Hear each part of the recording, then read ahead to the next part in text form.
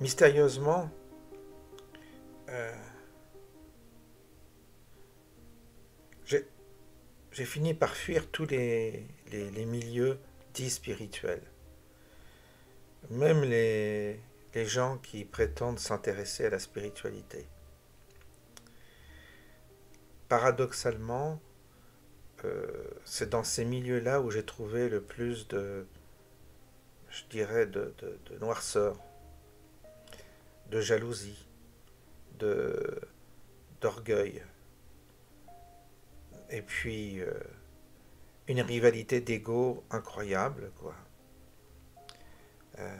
Beaucoup s'improvisent comme gourous.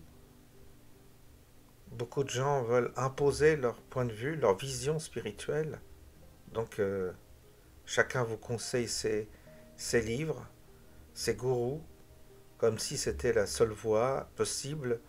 En tous les cas, leur voie, ils veulent vous l'imposer en général. Ils veulent que vous passiez par là où ils sont passés, parce qu'ils pensent que c'est la seule solution, et ils pensent avoir trouvé quelque chose. Et puis, euh, et puis des tas de techniques, des tas de conseils, plus des plans qui sont exploités, le plan émotionnel énormément exploité pour séduire. Il y a énormément de tromperies dans tous ces milieux spirituels. Pour ça que j'avais parfois une préférence pour les gens athées, parce que je me dis au moins eux ils sont pas pollués par un endoctrinement. Et ils sont en quelque sorte purs, encore vierges. Ceux qui sont partis très tôt dans la spiritualité, bah, beaucoup se sont perdus. J'en connais beaucoup qui se sont perdus. Et donc,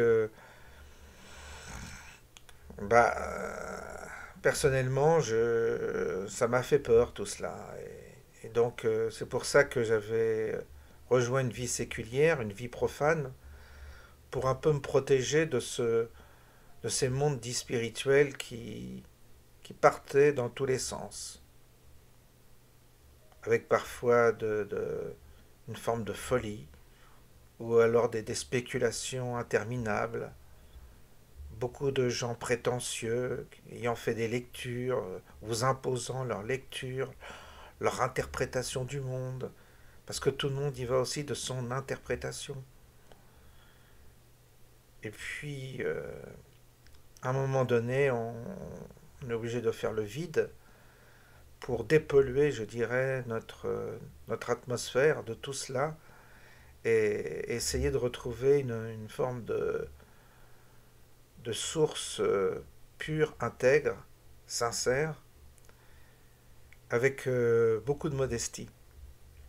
C'est pour ça que si j'aborde ce thème de la spiritualité, c'est vraiment pas pour donner des conseils, hein. C'est pas pour, c'est pour juste en parler comme ça, sans véritable intention d'ailleurs. Moi j'ai vu des messages qui m'ont été écrits qui sont extrêmement sincères, qui sortent vraiment. J'ai l'impression que c'est des gens qui sont seuls, qui ont envie de s'exprimer par rapport à ce que j'ai dit. Et bah, ça me fait plaisir que certains réagissent à ce que j'ai dit, qu'il n'y a rien d'extraordinaire, hein. Mais il n'y a rien d'extraordinaire d'ailleurs dans tout ça. Et puis on va pas jouer la comédie, on va pas se jouer la comédie, parce que en même temps on vit des temps extrêmement durs, difficiles, justement sur le plan spirituel.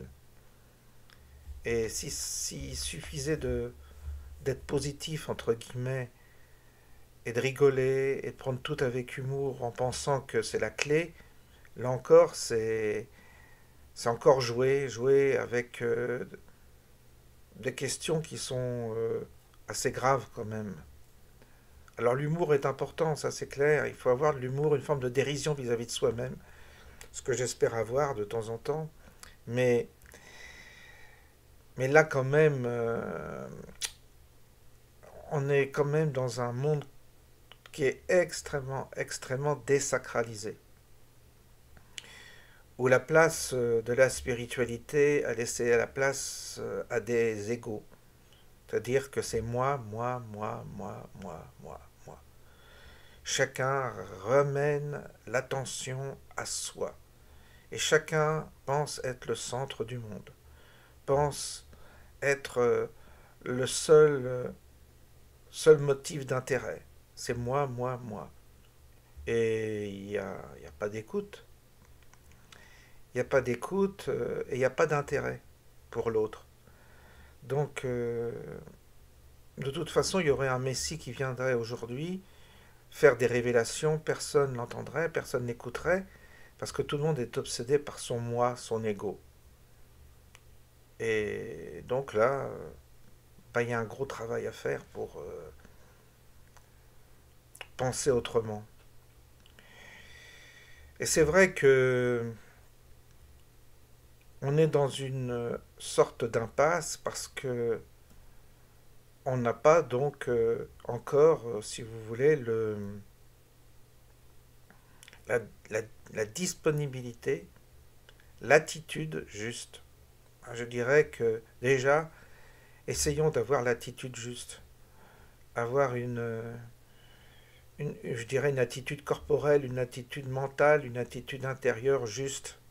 Et peut-être, je dis bien peut-être que là, quelque chose se passera. Et c'est absolument pas garanti.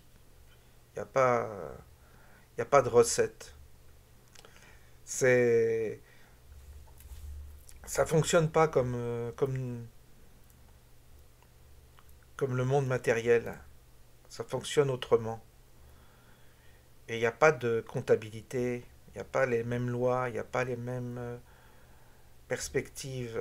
Et ça c'est donc un drôle de réapprentissage qu'il faut faire pour se mettre à cette disposition, dans cette disposition, de façon à commencer à recevoir quelque chose. C'est vrai que la meilleure des choses, peut-être en ce moment, c'est de se retirer. C'est ce que j'ai fait en tout cas.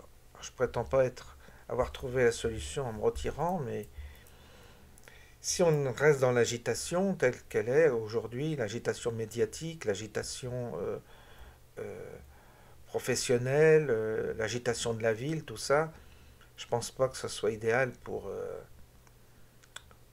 recevoir. Après, c'est différent. Une fois qu'on est habité, on peut se permettre beaucoup de choses. Mais tant qu'on n'a pas encore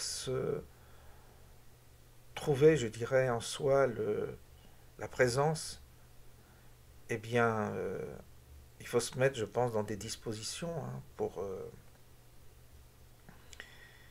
cette rencontre, parce qu'en fait, c'est une forme de rencontre intérieure que on doit faire. Et il faut sortir du brouhaha, ça, y a pas de mystère. Hein. Alors les éléments, oui, les éléments sans doute nous aident, mais là aussi, il ne faut pas être dans du romantisme, il ne faut pas non plus la jouer ou jouer une forme de comédie. À chaque fois, j'ai l'impression que on joue un rôle, on se met dans une disposition, on se prend en photo, ça cloche, quoi. C'est pas naturel, c'est pas sincère. Et pour que cette rencontre s'opère, ben, il faut beaucoup, beaucoup, beaucoup de sincérité. Sincérité dans tout ce qu'on fait. Peut-être que là aussi, il y a une clé, c'est être sincère avec ses amis, être sincère avec son entourage, être sincère dans ce qu'on fait.